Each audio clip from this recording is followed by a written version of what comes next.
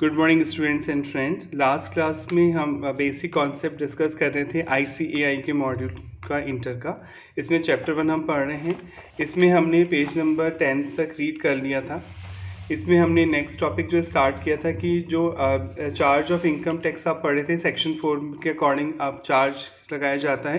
यानी किसी सेक्शन 4 ये बोलता है बेसिस ऑफ चार्ज कि कौन सी कंडीशन पूरी होने पर आप टैक्स के दायरे में आ जाएंगे, यानी आप पे चार्जिंग सेक्शन अप्लाई हो जाएगा सेक्शन 4। उसमें आप पहली स्टेप पढ़ रहे थे कि आप सबसे पहले तो टोटल इनकम और टैक्स पेबल कैलकुलेट करते हैं उस पर्सन का, क्योंकि ऑब्वियसली जब आपको टोटल इनकम पता होगी तभी आप टैक्स कैलकुलेट कर पाएंगे।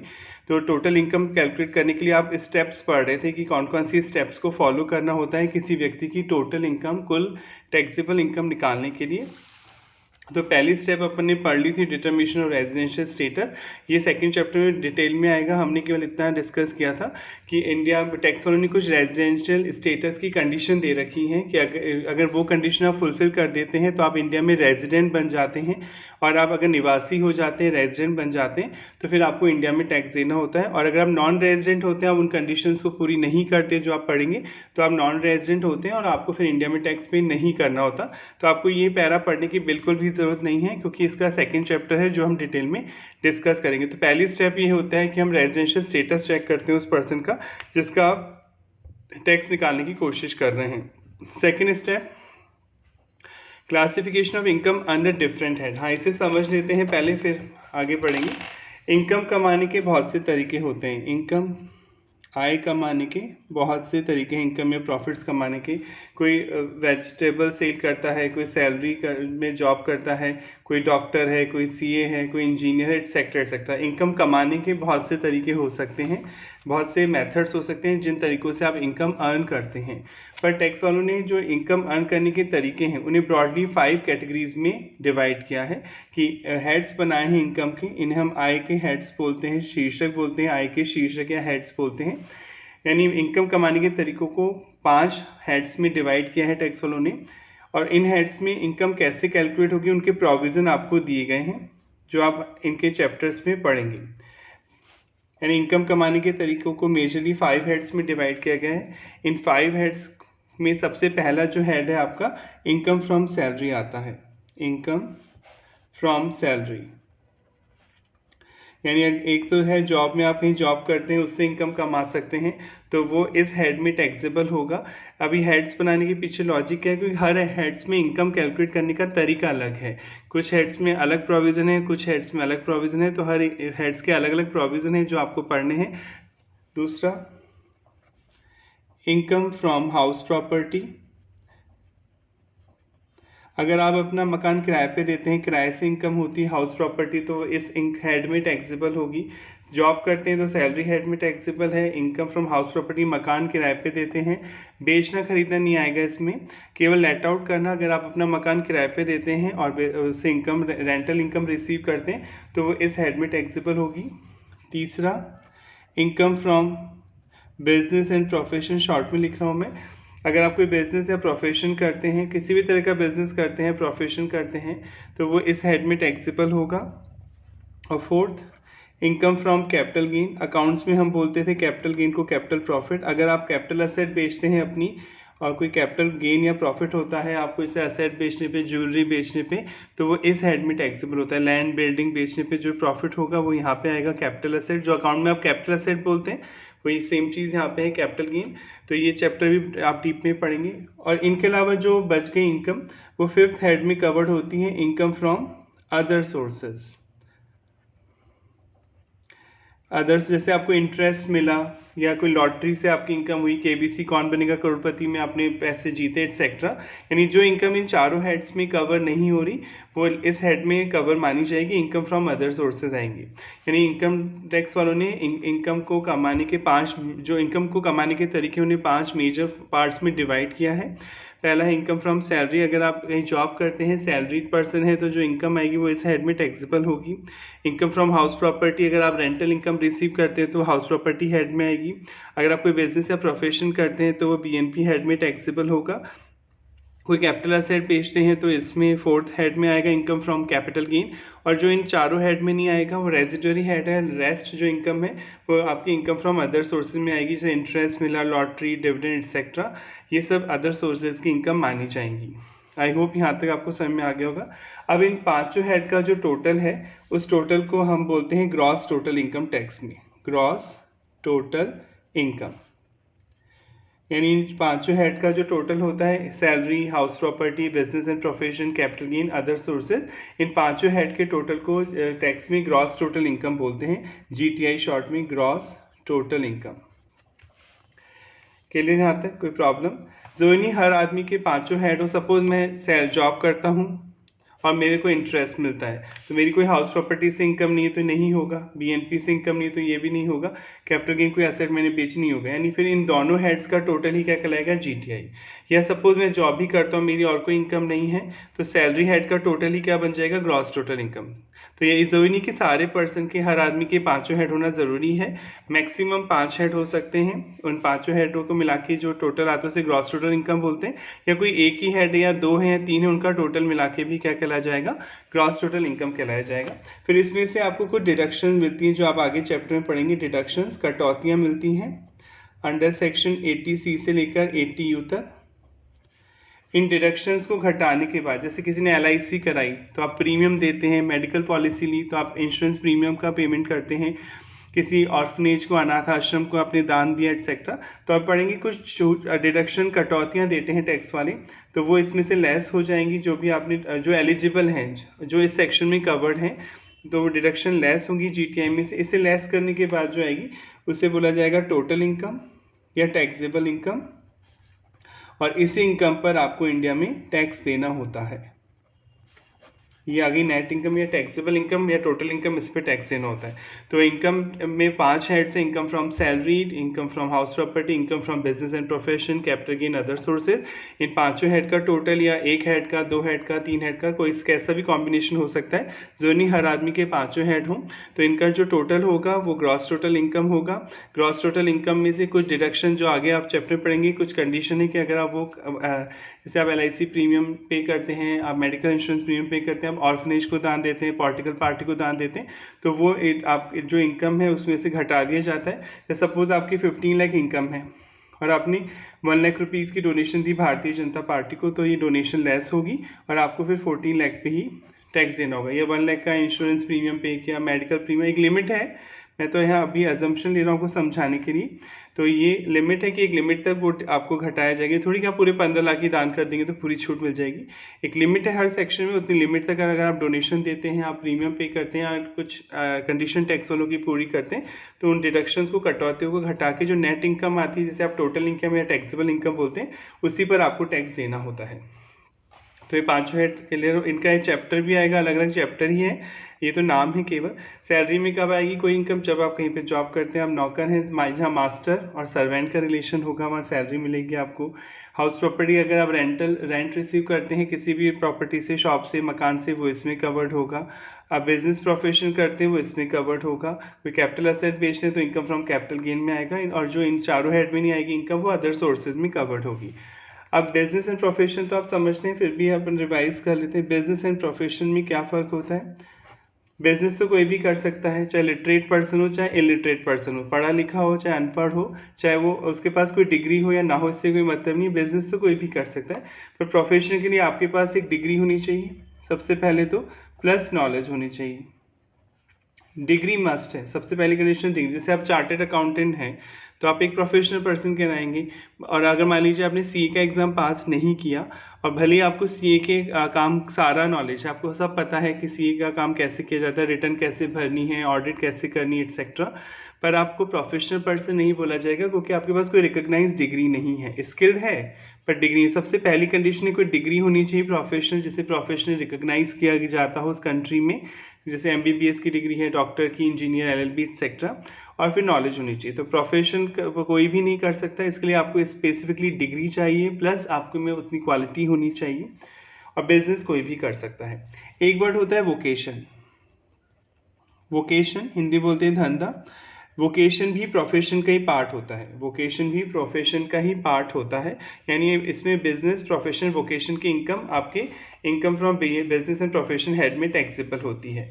अब सर ये वोकेशन क्या होता है? वोकेशन मतलब कोई नेचुरल स्किल है आप में या कोई नेचुरल टैलेंट है, उसे अप्लाई करके आप इनकम कमा रहे हैं, तो वो वोकेशन होगा। जैसे लता मंगेशकर, श्रेया घोषाल, अनुराधा पोडवाल, सुनिधि चौहान एटसेट्रा, सोनू निगम, ये सब नेचुरल स्किल है उनके पास। उनको डिग्री नहीं ली है कि उन्होंने कोई सिंगिंग का एग्ज़ाम पास करा है, रिटन एग्ज़ाम पास किया, फिर डिग्री दी गई है। उनमें नेचुरल स्किल है, वो अपनी नेचुरल टैलेंट को अप्लाई करके इनकम कमा रहे हैं। जैसे शाहरुख खान हो गए, आमिर खान, अक्षय कुमार एटसेट्रा, ये सब वोकेशन है। यानी कोई पर्सन अपनी नेचुरल स्किल को अप्लाई करके कोई इनकम अर्न करता है तो वो भी प्रोफेशन ही माना जाता है, यानी वोकेशन को प्रोफेशन में ही इंक्लूड किया जाता है। क्लियर? अब हम रीड कर लेते हैं। वैसे ये आगे आएंगे हेड्स में, तो मैं ज़्यादा डीप में नहीं पढ़ूंगा क्योंकि यहाँ टाइम वेस्ट होगा, क्योंकि जब इनके इंडिविजुअली चैप्टर ही बने हुए हैं तो हम वहाँ पे पढ़ेंगे डीप में। तो अभी हम इतना ही समझ लेते हैं। सेकंड स्टेप में आप इनकम को डिफरेंट हेड में क्लासीफाई करते हैं। हेड्स ऑफ इनकम आपको पढ़ाई दिए। पहला हेड सैलरी का होगा, इनकम फ्रॉम सैलरी, जहाँ मालिक नौकर का संबंध होगा वो सैलरी हेड में आएगा। हाउस प्रॉपर्टी लेट आउट करते हैं कोई प्रॉपर्टी शॉप, तो जो जो रेंट मिल रहा है वो हाउस प्रॉपर्टी हेड में टैक्सेबल होगा। कोई बिजनेस एंड प्रोफेशन से आपको इनकम हो रही है वो बीएनपी हेड में आएगी। फिर कैपिटल गेन, कोई कैपिटल असेट बेच रहे हैं जिन्हें अकाउंट में आप फिक्स असेट बोलते हैं जनरली।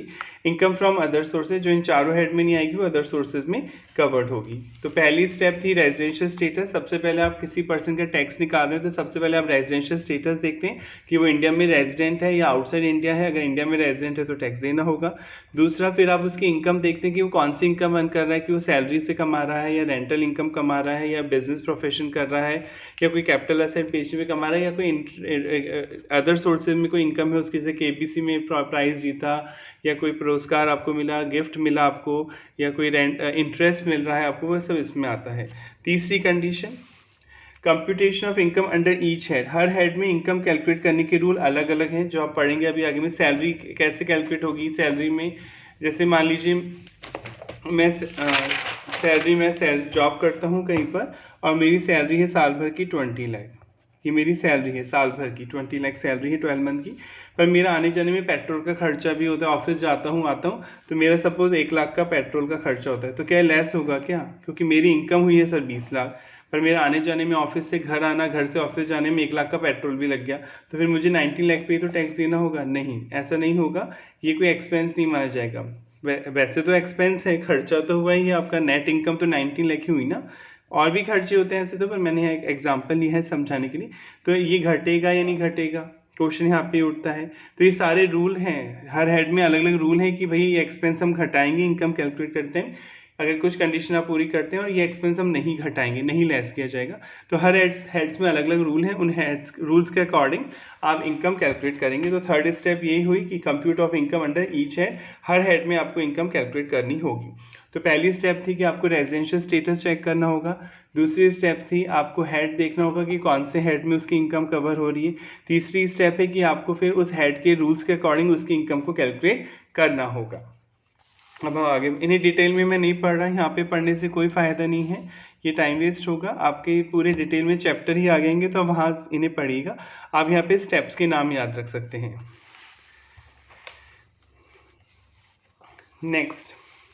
नेक्स्ट स्टेप है 4 clubbing of income of spouse, minor child etcetera. ये भी एक चैप्टर आएगा पूरा आगे, यहाँ पे शॉर्ट में ही दे रखा है। क्लबिंग मतलब किसी प्लस करना, ऐड करना। स्पाउस मतलब जीवन साथी, लाइफ पार्टनर। अगर आप हस्बैंड के पॉइंट ऑफ व्यू से बात करें तो वाइफ स्पाउस कहलाएगी, और वाइफ के पॉइंट ऑफ व्यू से बात करें तो हस्बैंड स्पाउस कहलाएगा। जीवन साथी जिसे बोलते हैं माइनर चाइल्ड, यानी जिसकी एज 18 ईयर से कम है एटसेट्रा। जैसे सपोज एक एग्जाम्पल से समझते हैं पहले, फिर ताकि कॉन्सेप्ट क्लियर हो जाए। मिस्टर ए, उनकी वाइफ है मिसेस बी या Mrs A, sorry Mrs A. Mister A and Mrs a husband wife है। इनका एक 4 साल का बच्चा है, 4 ईयर ओल्ड चाइल्ड है, जिसका नाम देते हैं हम डी। तो mister A and Mrs A, इनका एक बच्चा है 4 साल का। मिसेस ए के जो फादर हैं मिस्टर एफ, वो डी के बर्थडे पर, इसके बर्थडे पर इसे 1 करोड़ की एफडी गिफ्ट करते हैं। जो फादर हैं मिसेस ए के, वो डी का बर्थडे आता है, उनके बेटे का बर्थडे आता है, तो उनके फादर 1 करोड़ की एफडी, फिक्स डिपॉजिट तो आप समझते हैं, एफडी कराते हैं बैंक में, फिक्स डिपॉजिट इसको गिफ्ट करते हैं। तो फिक्स डिपॉजिट जब गिफ्ट करेंगे किसी के नाम आप एफडी कराएंगे तो ऑब्वियसली उसमें इंटरेस्ट की इनकम होगी, आपको इंटरेस्ट मिलेगा। सपोज 7% रेट चल रही है, तो 1 करोड़ का 7% निकालेंगे तो 7 लाख आएगा, 7 लाख रुपए, 7 लाख रुपीज़ की इंटरेस्ट की इनकम होगी। किसके नाम से होगी? डी के नाम से। एफडी डी के नाम से है तो इनकम इसकी मानी जाएगी। अब क्वेश्चन होता है जब इनकम इसकी है तो टैक्स तो इसे ही देना पड़ेगा, इनकम अर्न हो रही है ना 7 लाख की, तो टैक्स तो देना ही पड़ेगा ना, क्योंकि अभी आप पढ़ेंगे आगे इनकम, अगर आप इंटरेस्ट से कोई इनकम अर्न करते हैं, चाहे वो फिक्स डिपॉजिट हो चाहे किसी भी तरीके से इंटरेस्ट मिलता है आपको, तो वो टैक्सेबल होता है इनकम फ्रॉम अदर सोर्सेज में। तो इस इंटरेस्ट की इनकम पर टैक्स देगा मिस्टर डी। अब मिस्टर डी बोलना ही ढंग से नहीं जानता, अभी तक उसे इनकम टैक्स का आ ही नहीं पता अब तक, तो वो टैक्स कैसे देगा? वो तो अभी तक हाथ में उसने कभी कंप्यूटर ही नहीं देखा, ना वो सिस्टम पे बैठा, तो ना उसे नॉलेज है, तो कौन देगा? तो फिर टैक्स वालों ने इसका लिए एक अलग रास्ता निकाला कि अगर कोई माइनर चाइल्ड है और उसको कोई इनकम होती है तो उसकी इनकम पे उसके मदर फादर को टैक्स देना होगा। ये होता है क्लबिंग, यानी जो उसकी इनकम है उसके मम्मी या पापा की इनकम में ऐड हो जाएगी और फिर वो उसके बिहाफ पर टैक्स पे करेंगे, क्योंकि वो तो टैक्स दे नहीं सकता, वो तो माइनर है, क्योंकि माइनर तो कैपेबल नहीं है टैक्स देने के लिए, तो उसके मदर या फादर को टैक्स देना होगा। अब क्वेश्चन होता है मदर देंगे या फादर देंगे, तो इसके लिए भी टैक्स उन्होंने आगे पढ़ेंगे। अब रूल लिखा कि जिसकी इनकम ज़्यादा हो, जैसे सपोज मिस्टर ए भी बिजनेस करते हैं, कहीं जॉब करते हैं, इनकी इनकम 25 लाख है, और मिसेज ए भी कहीं जॉब करती हैं, इनकी इनकम 18 लाख है, तो किसकी इनकम ज़्यादा है? फादर की। तो ये 7 लाख फादर की इनकम में ऐड हो जाएंगे और फादर की इनकम अब कितनी हो जाएगी? 33 लाख, और जो फादर है मिस्टर, इन्हें 33 लाख पे टैक्स देना होगा। तो ये होता है क्लबिंग करना, यानी किसी दूसरे की इनकम आप में ऐड कर दी जाएगी, ज़बरदस्ती ऐड नहीं की जाएगी। इसके लिए एक अलग से प्रोविज़न ही बनाए हैं टैक्स वालों ने कि कौन सी कंडीशन में दूसरे की इनकम आपकी इनकम में ऐड की जाएगी, तो उसे क्लबिंग बोलते हैं। क्लब किया जाएगा इनकम को और फिर उसी पर्सन को टैक्स देना होगा। आई होप यहाँ तक समझ में आ गया होगा, और इसका पूरा एक चैप्टर ही आएगा, तो हमें यहाँ रीड नहीं करना है, मैं बार बार केवल हेडिंग आपको समझनी है कि हेडिंग क्या कहना चाह रही है आपसे। फोर्थ स्टेप है क्लबिंग करना of income spouse, minor child etcetera. किसी दूसरे की इनकम आप अगर अप्लाई होती है, आप में ऐड होनी है, तो वो ऐड की जाएगी। तो पहली स्टेप थी कि सबसे पहले आप रेजिडेंशियल स्टेटस चेक करेंगे, किसी पर्सन की टैक्स निकालने से पहले रेजिडेंशियल स्टेटस चेक होगा। रेजिडेंशियल स्टेटस के बाद ये देखा जाएगा कि कौन से हेड में उसकी इनकम कवर हो रही है, तो हेड्स ऑफ इनकम देखा जाएगा। तीसरा, उस हेड्स के अकॉर्डिंग उसकी इनकम कैलकुलेट की जाएगी प्रोविजन के अकॉर्डिंग। फोर्थ स्टेप है कि कोई क्लबिंग है, इनकम किसी दूसरे की इनकम आपकी इनकम में ऐड होनी है, तो क्लबिंग की जाएगा, उस इनकम को ऐड किया जाएगा। फिफ्थ स्टेप है सेट ऑफ और carry forward and set of the losses. इसे भी समझ लें पहले, सेट ऑफ और कैरी फॉरवर्ड। पहले हम सेट ऑफ का मतलब समझते हैं। सेट ऑफ का मतलब वैसे घटाना होता है, लेस करना होता है। सपोज मेरे दो बिजनेस हैं, एक यूटेंसिल, मैं यूटेंसिल्स का बिजनेस भी करता हूँ, यानी मैं बर्तन बेचता हूँ, और एक मेरा क्लॉथिंग का बिजनेस है, मैं कपड़े भी बेचता हूँ। यानी मेरे दो बिजनेस हैं, एक तो यूटेंसिल्स बर्तनों का और क्लॉथिंग कपड़ों का। सपोज मेरे को कपड़ों के बिजनेस में तो प्रॉफिट हुआ, सपोज 15 लाख का ये प्रॉफिट हुआ, पर बर्तनों के बिजनेस में मुझे लॉस हुआ 7 लाख का। लॉस भी हो सकता है बिजनेस में, हमेशा प्रॉफिट हुआ जरूर नहीं है। लॉस प्रॉफिट, यानी बर्तन का बिजनेस जो कर रहा हूँ उसमें तो मुझे लॉस हो रहा है, और कपड़े का बिजनेस जो कर रहा हूँ उसमें मुझे प्रॉफिट हो रहा है। तो टैक्स ने बोला ये आप सेट ऑफ करा सकते हैं। अगर आपको एक बिजनेस में लॉस हो रहा है और दूसरे बिजनेस प्रॉफिट है, तो नेट ऑफ कर सकते हैं, सेट ऑफ कर सकते हैं। यानी 7 लाख माइनस के, 15 लाख प्लस के, तो प्लस के 8 लाख ही बचेंगे, तो आप केवल 8 लाख पे ही टैक्स आपको देना होगा, पूरे 15 लाख पे नहीं देना पड़ेगा। इसका ये मीनिंग हुआ सेट ऑफ का। यानी अगर एक सोर्स से आपको लॉस हो रहा है इनकम में और दूसरे सोर्स में प्रॉफिट हो रहा है, तो आप उस प्रॉफिट से उस लॉस को सेट ऑफ कर सकते हैं और नेट अमाउंट पे ही फिर आपको टैक्स देना होगा। इसे हम सेट ऑफ बोलते हैं। हाँ, इसके कुछ रूल हैं कि कौन सी लॉस को सेट ऑफ नहीं कर सकते और कंडीशन क्या है फुलफिल करने के लिए, वो एक पूरा चैप्टर है, उसमें हम डीप में पढ़ेंगे। अभी ये सेट ऑफ का मतलब आपको समझ में आ गया। कैरी फॉरवर्ड समझते हैं। अब सेट ऑफ का मतलब तो आ गया कि एक इनकम को दूसरी इनकम से सेट ऑफ करना, घटाना, ये सेट ऑफ होता है। अब कैरी फॉरवर्ड का मतलब क्या है सर? यहाँ पर कैरी फॉरवर्ड सपोज़ आप एक ही बिज़नेस करते हैं, आप केवल यूटेंसिल का ही बिज़नेस करते हैं, कपड़े का ही बिज़नेस करते हैं, तो इस बार आपको लॉस हुआ 7 लाख का। 7 लाख 23-24 में फाइनेंशियल में लॉस हुआ। आप बिज़नेस कंटिन्यू कर रहे हैं और 24-25 में इसी बिज़नेस से आपको 20 लाख का प्रॉफिट होता है। यानी लास्ट ईयर तो लॉस हुआ था और इस साल प्रॉफिट हुआ। तो अब ये जो लॉस था लास्ट ईयर घट ही नहीं पाया था, क्योंकि आपकी कोई और इनकम तो थी नहीं। आप मान लीजिए एक ही बिजनेस करते थे, तो ये 7 लाख लेस ही नहीं होगा किसी इनकम। जब इनकम ही नहीं है तो सेट ऑफ कैसे होगा, लेस कैसे होगा। तो टैक्स वाले बोलते हैं कोई बात नहीं, आप इसे कैरी फॉरवर्ड कर लो, नेक्स्ट ईयर ले जाओ। तो नेक्स्ट ईयर प्रॉफिट हो गया आपको, तो ये जो 7 लाख का लॉस है ये लेस हो जाएगा 20 लाख में से, और आपको 13 लाख पे ही क्या देना होगा, टैक्स देना होगा।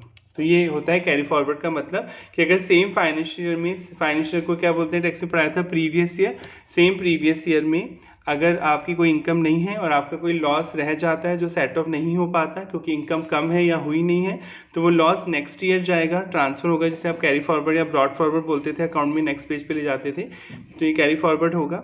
और जो नेट इनकम है, जो उस लॉस को उस इनकम में से घटाया जाएगा नेक्स्ट ईयर वाली, और नेट इनकम पे ही आपको टैक्स देना होगा। तो ये हो गया सेट ऑफ का मतलब और ये हो गया कैरी फॉरवर्ड का मतलब। तो हम स्टेप्स पढ़ रहे हैं कि कैसे किसी पर्सन के स्टेप्स इनकम कैलकुलेट होगी। मैं बार बार इसलिए बोल रहा हूँ ताकि आपको याद हो जाए, सुनने से बहुत जल्दी याद हो जाता है। हम गाने सुनते हैं तो भी हमें याद रहते हैं। पहली स्टेप है किसी भी पर्सन का, अगर आप टोटल इनकम या टैक्स निकाल रहे हैं तो सबसे पहले आप उसका रेजिडेंशियल स्टेटस देखेंगे। दूसरी स्टेप है कि आप हेड्स देखेंगे, कौन सी इनकम, उसकी इनकम कौन से हेड में कवर्ड हो रही है। तीसरी है उस हेड के अकॉर्डिंग उस रूल्स प्रोविजन जो है उस हेड में उसके इनकम कैलकुलेट की जाएगी। फोर्थ है क्लबिंग, अगर किसी दूसरे की इनकम पे आपको टैक्स देना है तो क्लबिंग किया जाएगा। क्लबिंग के प्रोविजन मतलब दूसरे की इनकम आपकी इनकम में ऐड की जाएगी अगर आप लायबल हैं तो। फिफ्थ पॉइंट था सेट ऑफ और कैरी फॉरवर्ड। सेट ऑफ मतलब सेम ईयर में ही आपने एक सोर्स के लॉस को दूसरे सोर्स के इनकम से सेट ऑफ करना, घटाना, ये सेट ऑफ होता है। और अगर इनकम नहीं है तो ये नेक्स्ट ईयर जाता है तो इसे कैरी फॉरवर्ड बोलते हैं। और नेक्स्ट ईयर जब जाता है तो उस इनकम में से लेस कर देते हैं। नेक्स्ट स्टेप की तरफ बढ़ते हैं अब आगे। कंप्यूट ग्रॉस टोटल इनकम ये पढ़ाया था आपको, पांचों हेड का टोटल, जो भी पांचों हेड है यानी 5 हेड कौन कौन से हैं, income from salary, income from house property, income from business and profession, income from capital gain और इनकम फ्रॉम अदर सोर्सेज। इन पांचों हेड का टोटल क्या कहलाता है, ग्रॉस टोटल इनकम। इन पांचों हेड के टोटल को टैक्स वाले बोलते हैं ग्रॉस टोटल इनकम, सकल आय। और इस ग्रॉस टोटल इनकम में से फिर कुछ डिडक्शन दी जाती हैं, आपको कुछ छूटें दी जाती हैं कुछ कंडीशन फुलफिल करने पे। उन डिडक्शन को लेस करने के बाद जो इनकम आती है उसे ही टोटल इनकम या टैक्सेबल इनकम बोलते हैं और उसी पे आपको टैक्स देना होता है। मैं बार बार बोल रहा हूँ, हर पर्सन के पांचों हेड होना जरूरी नहीं है। अगर आप केवल जॉब ही करते हैं, आपकी कोई और इनकम नहीं, तो केवल सैलरी का टोटल ही क्या कहलाएगा, gross total income.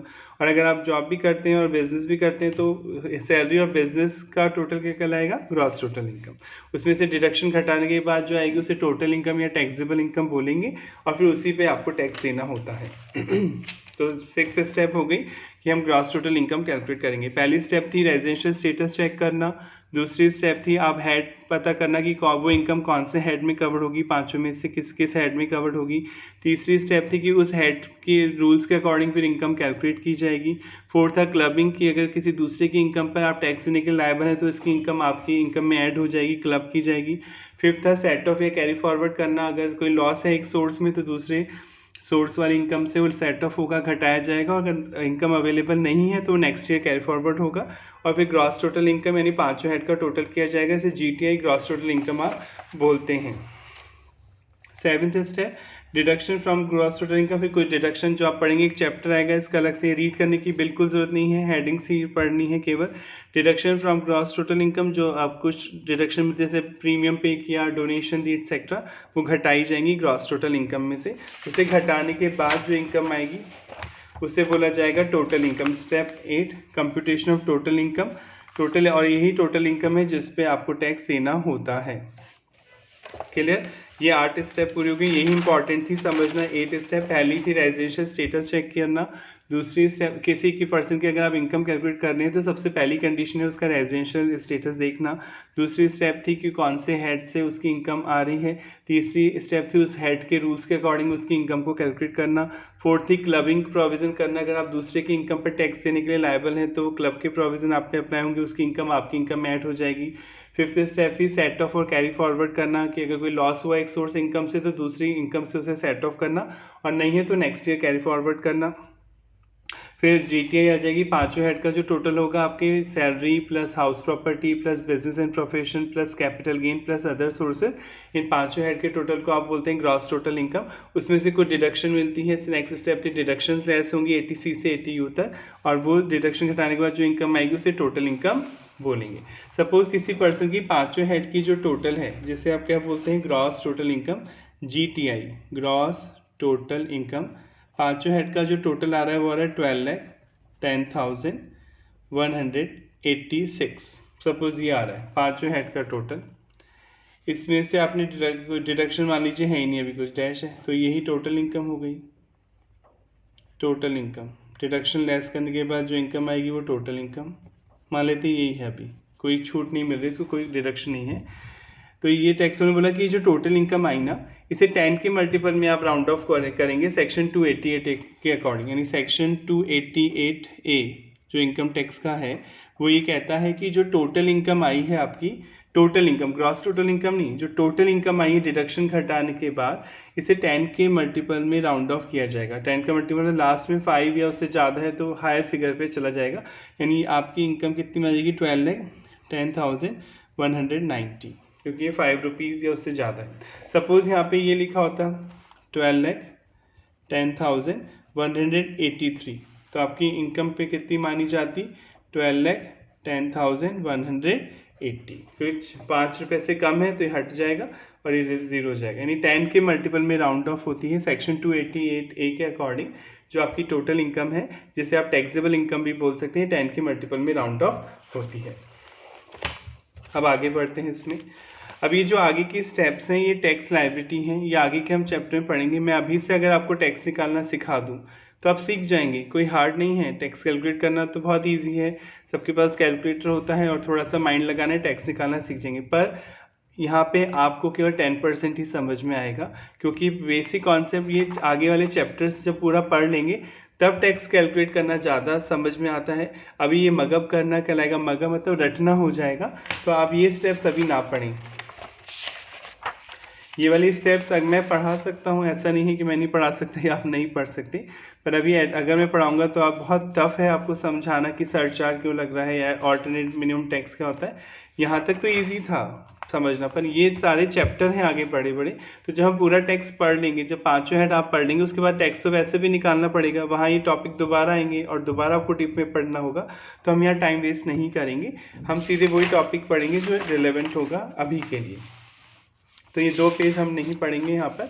Next heading है, जब इनकम टैक्स आपका निकल के आ जाता है, कैलकुलेट हो जाता है, तो आपको रिटर्न भरनी होती है इनकम की। रिटर्न आपने कई बार सुना होगा, मार्केट में लोग बोलते हैं, आपके फादर भी या ब्रदर सिस्टर कोई पर जॉब करते हैं बिजनेस करते हैं, सुना होगा कि इनकम टैक्स की रिटर्न भरनी होती है। रिटर्न मतलब बहुत शुद्ध हिंदी में अगर बोला जाए कि टैक्स वालों को आप अपनी इनकम की डिटेल देते हैं कि कितना मैंने कमाया, कितना मेरा एक्सपेंस हुआ, एटसेट्रा। एक फॉर्मेट होता है, जो कुछ फॉर्म होते हैं, डिपेंड करते हैं कि आप कंपनी है या फर्म है या इंडिविजुअल, अलग अलग फॉर्म है। उन फॉर्म्स को आप पढ़ेंगे अभी आगे। उन फॉर्म में जो डिटेल है कि मेरी इतनी इनकम है, इतना एक्सपेंस है, इतनी एफडी है, एटसेट्रा एटसेट्रा, आप डिटेल देते हैं टैक्स वालों को अपनी इनकम की, जो आपने प्रीवियस ईयर में इनकम अर्न करी उसकी जो डिटेल देते हैं। जिस फॉर्म में आप उसे भरते हैं उसे रिटर्न बोलते हैं। इसे पढ़ लेते हैं। The Income Tax Act 1961 contains मतलब include provision for filing of return of income। Obviously Income Tax Act में ही लिखा हुआ है। provision मतलब किस तरीके से आप अपनी रिटर्न को फाइल करेंगे। Return of income is the format in which the assessee furnish information as to his total income and tax payable। ये फॉर्मेट है जिसमें आप ये बताते हैं कि मेरी इतनी इनकम है और इस पर इतना टैक्स बनता है। The format for filing of returns by different assessee मतलब जिसे टैक्स देना है करदाता, is notified by CBDT। बताया था central board of direct tax जो इनकम टैक्स का एडमिनिस्ट्रेशन देखता है, तो CBDT ने कुछ फॉर्म बनाए हुए हैं। उस फॉर्म को आपको भर के ऑनलाइन डिटेल देनी होती है, ऑनलाइन ही जाती है return. The particular of income earn under different heads अभी पढ़ेंगे आप आगे डिटेल में। 5 नाम तो पढ़ लिए जो डिफरेंट हेड्स में आपको सैलरी से कितनी इनकम हुई, बिजनेस से, प्रोफेशन से कितनी हुई, कैपिटल गेन कितना, हाउस प्रॉपर्टी से कितनी, इनकी डिटेल होती है। ग्रॉस टोटल इनकम जब पांचों हेड का टोटल होता है उसे ग्रॉस टोटल इनकम बोलते हैं। उसमें से डिडक्शन घटाते हैं, उसके बाद GTI में से डिडक्शन घटाने के बाद आती है टोटल इनकम, और फिर उस पर tax payable by the assessor required to be furnish. आपको ये डिटेल देनी होती है इन द रिटर्न फॉर्म में of income. Return of income एक फॉर्म होता है इन शॉर्ट, अगर शॉर्ट में बोलें, a return of income is the declaration of income by assessing the prescribe format. आप एक प्रिस्क्राइब फॉर्मेट में टैक्स वालों को बता रहे हैं कि देखिए साल भर की मेरी इनकम ये हुई है। The act has prescribe due date for filing return of income in case of different assessee. Due date मतलब रिटर्न कब तक देनी होती है, जो आपका फाइनेंशियल ईयर है, सपोज आपका फाइनेंशियल ईयर चल रहा है 1 अप्रैल प्रीवियस ईयर 1 अप्रैल 23 से 31 मार्च 24, ये आपका प्रीवियस ईयर है। 12 महीने जो आप कमाएंगे, 12 मंथ में जो आप इनकम अर्न करेंगे प्रीवियस ईयर में, उसमें आपको असेसमेंट ईयर में टैक्स देना होता है, पढ़ाया था लास्ट क्लास में। तो ये रिटर्न आपको कब तक देनी है 12 मंथ की इनकम की डिटेल। अगर आपको ऑडिट करवाना ज़रूरी है इंडिया में, चार्ट ऑडिट मतलब आपके बुक्स ऑफ अकाउंट किसी चार्टर्ड अकाउंटेंट से सर्टिफाई कराने पड़ते हैं। वो सीए ये सर्टिफाई करके देता है कि आपके books of accounts true and fair है, उनमें कोई गड़बड़ी नहीं है, आप अपनी इनकम की चोरी नहीं कर रहे, आपने सही इनकम दिखाई है, सही एक्सपेंस दिखाएं।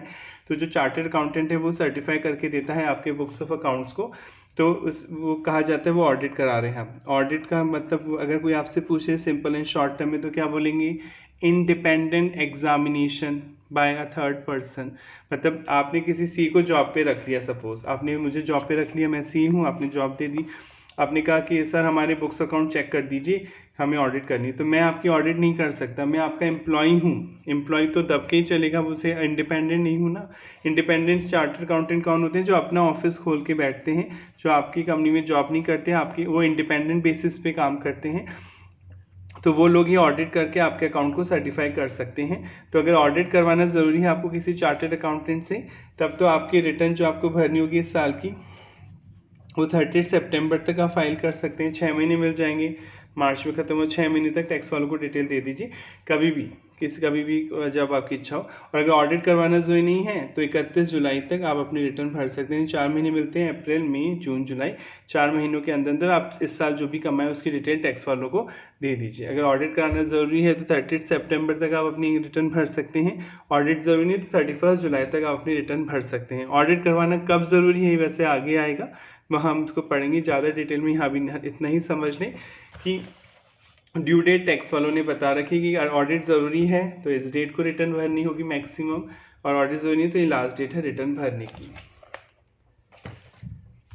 Next, companies and firm have to mandatorily file their return of income before due date. Company और फर्म को तो रिटर्न भरनी ही पड़ती है। Other assessee required to file a return of income subject to fulfil certain condition. बाकी लोगों को कुछ कंडीशन है, तो अगर वो कंडीशन फुलफिल होती है तो रिटर्न भरनी होगी। जैसे आपकी मंथली इनकम 5000 है किसी पर्सन की, सपोज तो 5000 मंथली इनकम है, तो साल भर की 60,000 हुई, तो 60,000 और भी आप पढ़ेंगे कि 3 लाख तक तो वैसे ही टैक्स नहीं लगता।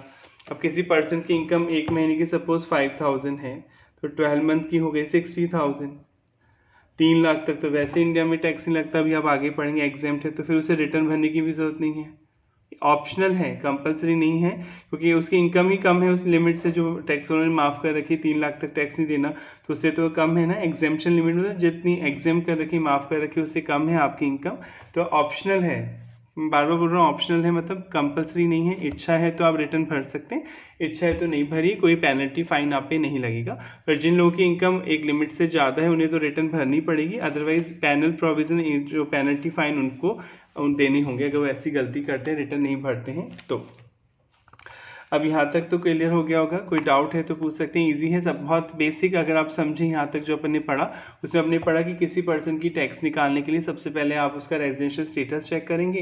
रेजिडेंशियल स्टेटस के बाद आप देखेंगे कौन से हेड से वो इनकम कमा रहा है, फिर उसे हेड्स के अकॉर्डिंग उसकी इनकम कैलकुलेट करेंगे। फिर अगर किसी दूसरे पर्सन की इनकम उसमें ऐड होनी है, कुछ प्रोविज़न है जिसमें आप ये पढ़ेंगे किसी दूसरे पर्सन की इनकम पे वो टैक्स ना देके आप देते हैं, आपकी इनकम में जुड़ जाती है, तो क्लबिंग के प्रोविज़न ऐड होंगे। फिर सेट ऑफ कैरी फॉरवर्ड होगा, अगर एक सोर्स की इनकम पे लॉस हुआ है, दूसरे सोर्स में प्रॉफिट हुआ है, तो आपस में सेट ऑफ हो जाएगा, नेट अमाउंट पे ही आपको टैक्स देना होगा। अगर सेट ऑफ नहीं हो पाता तो नेक्स्ट ईयर कैरी फॉरवर्ड होकर नेक्स्ट ईयर की इनकम में से लेस हो जाएगा। फिर इसी की तरह फिर पाँचों हेड का जो टोटल आएगा उसे आप ग्रॉस टोटल इनकम बोलेंगे। ग्रॉस टोटल इनकम में से कोई डिडक्शन देते हैं टैक्स वाले, वो डिडक्शन लेस करने के बाद जो इनकम आएगी उसे आप टोटल इनकम या टैक्सेबल इनकम बोलते हैं। Total income as per section 288A, as per section 288A के अकॉर्डिंग 10 के मल्टीपल में राउंड ऑफ होती है, और टोटल इनकम पे आप टैक्स देते हैं। फिर रिटर्न भरते हैं इनकम की, जिसमें आप डिटेल देते हैं टैक्स वालों को कि मेरी इस हेड से इतनी इनकम हुई और मेरा इतना टैक्स बनता है। नेक्स्ट टॉपिक पे आते हैं, इंपॉर्टेंट डेफिनेशन हेडिंग से पता चल रहा है हर एक्ट में सेक्शन 2 में डेफिनेशन आती है। सेक्शन 1 किस चीज़ का होता है, हर एक्ट में आप पढ़ चुके हैं, स्टार्टिंग में बताया था। सेक्शन 1 हर एक्ट का सेक्शन 1 इस चीज़ पे होता है कि पहले तो उस एक्ट का नाम क्या है, कब बना और कब से अप्लाई हुआ। हर एक्ट में सेक्शन 1 इसी चीज़ का होता है। जैसे इनकम टैक्स एक्ट 1961, ये तो इसका नाम है जो हम पढ़ रहे हैं। 1961 में ये बना पर अप्लाई हुआ था 1 अप्रैल 1962 से इंडिया में। तो हर एक्ट का पहला सेक्शन इसी चीज़ पे होता है कि उस एक्ट का नाम क्या है, नेम, एप्लीकेबिलिटी, वो कब से एप्लीकेबल हुआ और मेड बना कब था। सेक्शन 2 में जनरली डेफिनेशन होती हैं। हर एक्ट में कुछ टर्म्स यूज़ की जाती हैं जिनका मीनिंग नॉर्मल सेंस में कुछ और हो सकता है पर उस एक्ट में कुछ और है। तो उन टर्म्स को, टेक्निकल टर्म्स को, जिन्हें आप टर्मिनोलॉजी बोलते हैं, कंप्यूटर को पढ़ने के लिए कुछ टेक्निकल टर्म्स बोलते हैं, टर्मिनोलॉजी दी होती हैं, तो उन टर्म्स को समझना होता है तभी आपको वो एक्ट समझ में आता है। तो अब हम डेफिनेशंस पढ़ेंगे। डेफिनेशन पढ़े बिना किसी भी एक्ट को समझना मुश्किल होता है। ये वो टेक्निकल वर्ड हैं जो बार बार आते हैं, तो आपको इन टेक्निकल वर्ड्स को समझना होता है। In order to understand the provision of the act, अगर आप कोई भी एक्ट पढ़ रहे हैं, अधिनियम पढ़ रहे हैं, उसके प्रोविजंस को आपको समझना है। One must have a thorough knowledge of the meaning of certain key terms. आपको कुछ की टर्म्स होती हैं हर एक्ट में, उनकी मीनिंग आपको पता होनी चाहिए। जैसे पर्सन क्या है, assessee, income, etcetera. To understand the meaning of these term we have to first check whether they are define the act. पहले हमें देखना होगा इनकम टैक्स में डिफाइन है या नहीं। अगर कोई वर्ड इनकम टैक्स में मतलब उस एक्ट में डिफाइन नहीं है तो फिर हम डिक्शनरी से देखते हैं उसका मीनिंग, कि डिक्शनरी उसका मीनिंग क्या कह रही है। Term defined in the Act. Section 2 give definition of various terms and expression used in. हमेशा Section 2 में definition दी जाती है कि उस Act में जो technical word use हो रहे हैं, जो word use हो रहे हैं, उनका meaning क्या है। If a particular definition is given in the Act itself, अगर उस particular की definition given है Act में खुद ही, we have to be guided by that definition, तो हम उसी definition को मानते हैं, परिभाषा को मानते हैं। For example the term perquisites, perquisite का मतलब अभी आप आगे पढ़ेंगे कि आपको फ्री में जो बेनिफिट्स देता है आपका एम्प्लॉय विदाउट मॉनिटरी, से रहने को घर दे दिया, आपके घर कुक अपॉइंट कर दिया, स्वीपर अपॉइंट कर दिया, आपको ड्राइवर दे दिया, एटसेट्रा, ये सब परक्यूजिट है। Non monetary item perquisites, monetary में तो नहीं दे रहा, वो नॉन मॉनिटरी होगी, कैश नहीं दे रहा है, आपको फैसिलिटी दे रहा है। Has been defined in the section 17(2) for purpose of taxation of salary. और अभी आप पढ़ेंगे सैलरी में इन पे भी टैक्स लगता है। कैलकुलेशन कैसे होती है, इसके लिए हेड्स बनाए गए हैं। हेड्स में अलग अलग रूल हैं, उन रूल्स को फॉलो करके आपको इनकम कैलकुलेट करनी होती है। Terms not define under the act, अगर कोई डेफिनेशन नहीं दे रखी, if a particular definition is not given in the act, reference can be made to general clause, act और डिक्शनरी। फिर हम डिक्शनरी की सहायता लेते हैं उस मीनिंग को समझने के लिए, तो अगर उस टर्म को डिफाइन नहीं किया गया है तो ये एग्जाम्पल पढ़ने की वैसे कोई ज़रूरत नहीं है। तो यहाँ तक आगे होगा समझ में। अगर कोई आपका डाउट है, कोई भी प्रॉब्लम है, तो प्लीज़ आप कमेंट सेक्शन में करके बताएं। अगर आपको वीडियो पसंद आता है तो प्लीज़ लाइक करिए और आप सब्सक्राइब कर लें ताकि अगली बार आप जब नया वीडियो आए तो आपको टाइम पे नोटिफिकेशन मिल जाए। Thank you so much. Next class में मिलते हैं।